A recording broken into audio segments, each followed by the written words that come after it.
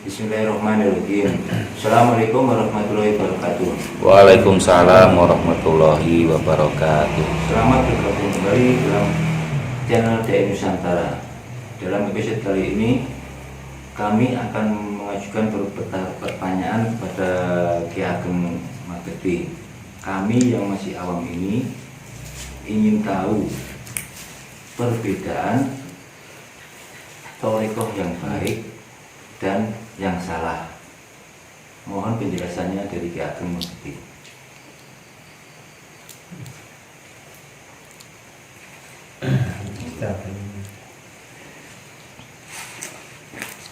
Assalamualaikum warahmatullahi wabarakatuh. Waalaikumsalam warahmatullahi wabarakatuh.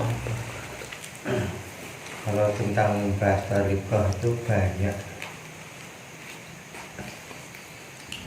yang harus diuraikan, banyak untuk menjadikan tolak ukur dalam kehidupan sehari-hari.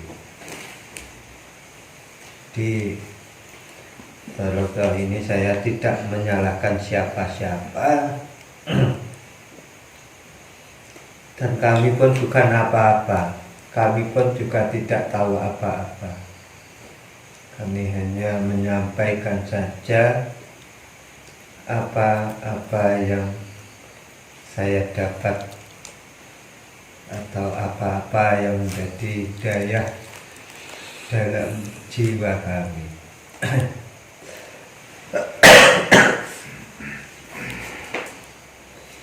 Dan mohon para pemirsa untuk memahami apa-apa yang saya sampaikan agar tidak salah paham, dan mudah-mudahan bisa bermanfaat untuk para pemirsa yang melihat channel YouTube DAI Nusantara. Dalam ulasan ini tentang akibat, ini saya sudah pernah banyak kisah-kisah, tapi saya mengambil kisah yang sedikit saja, satu contoh yang bisa dibuktikan. Ibarat kita makan, kalau gak bisa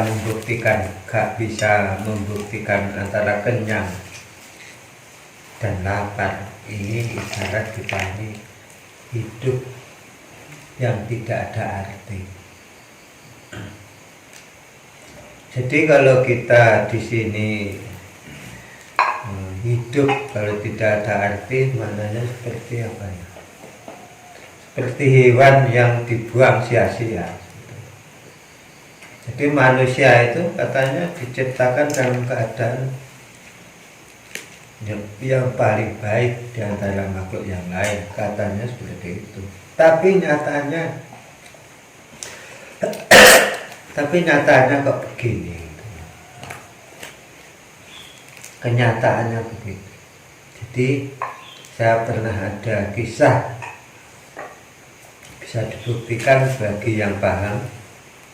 Bagi yang belum paham ya boleh belajar pada tim DAI Nusantara yang banyak cabang di mana-mana, bisa minta penjelasannya. Bahwa ada orang mengatakan, untuk apa kita menelusuri alam kubur, itu nggak penting. Ada salah satu orang yang mengatakan nggak penting, untuk apa kamu untuk mengetahui isi dalam alam kubur secara spiritual. Nah, ini nggak penting itu. Nah ini loh, katanya nggak penting, tapi kalau ditelusuri akan menimbulkan masalah yang sangat fatal dan sangat menentukan. Mana kamu harus berdiri, kemana harus kamu berpegang, dan kemana harus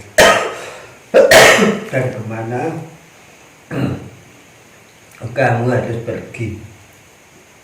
Ini kita harus tahu betul. Jadi thorikoh yang benar dan yang salah. Saya hanya memberi gambaran. Gambaran ini menurut pendapat tim Dai Nusantara,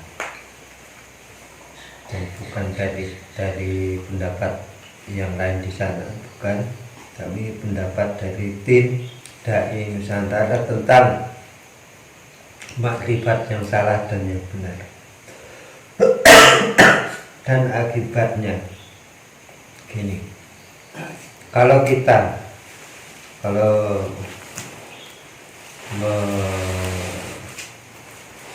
menurut perjalanan yang telah saya uraikan pada pertemuan yang lalu, yaitu makrifat ada 5 golongan. Yang salah itu yang jelas 4, yaitu makrifat pada golongan jin, setan, iblis, dan siluman. Yang kelima adalah makrifat golongan Nur Muhammad. Itu kedudukan Nur Muhammad sesudah Allah, itu Nur Muhammad. Setelah Nur Muhammad, penitisan Rasulullah di akhir zaman pada umat. Nah, ini yang akan membawa sahabat Rasulullah berjalan di akhir zaman. Dengan pecahan Nur Muhammad inilah umat beliau mendapat syafaat. Tanpa menggunakan pecahan Nur Muhammad yang sejati inilah, dia tidak akan mendapatkan syafaat. Karena apa? Tidak bersanad pada Rasulullah secara keilmuannya, secara hakikatnya, secara keimanannya. Jadi Rasulullah itu kalau di dalam kehidupannya sehari-hari, dia tidak bersandar pada makhluk gaib bangsa jin, setan, iblis maupun siluman.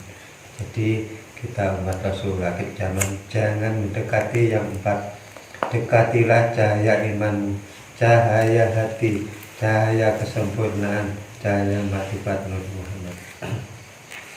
Nur Muhammad ini adalah saat ada jalan, bukan jalannya dari puasa, bukan jalan dari tapo, bukan jalan dari tirakat yang lain.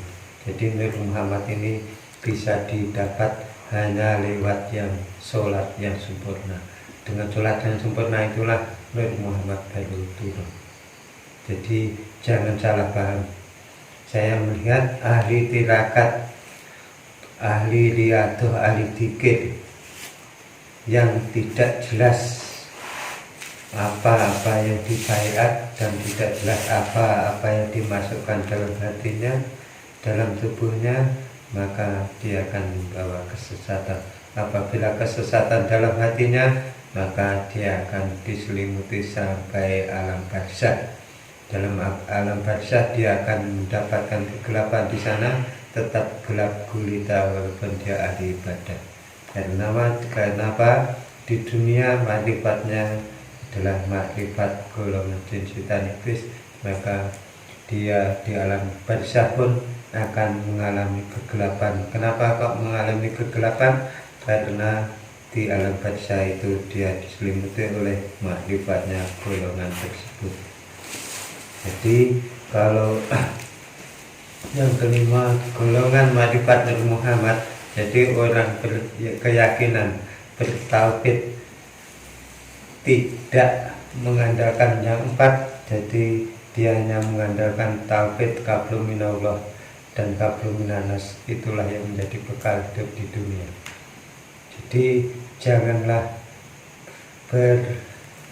berpedoman pada yang lain, maka berpedomanlah qablu minallah dan qablu minanas.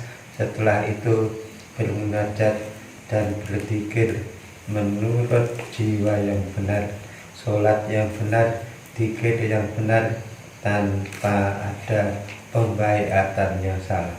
Pembaiatan yang salah akan membawa kegelapan dalam hidupnya, dan akan dengan mudah nafsu-nafsu akan bangkit dari tubuhnya.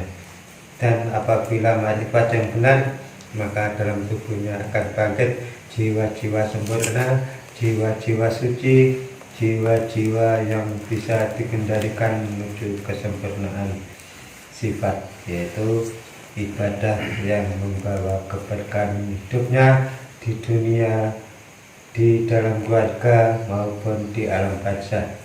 Jadi orang yang memegang Tauhid Nur Muhammad itu adalah di alam kuburnya sudah jelas dia akan mengalami penerang di alam kubur.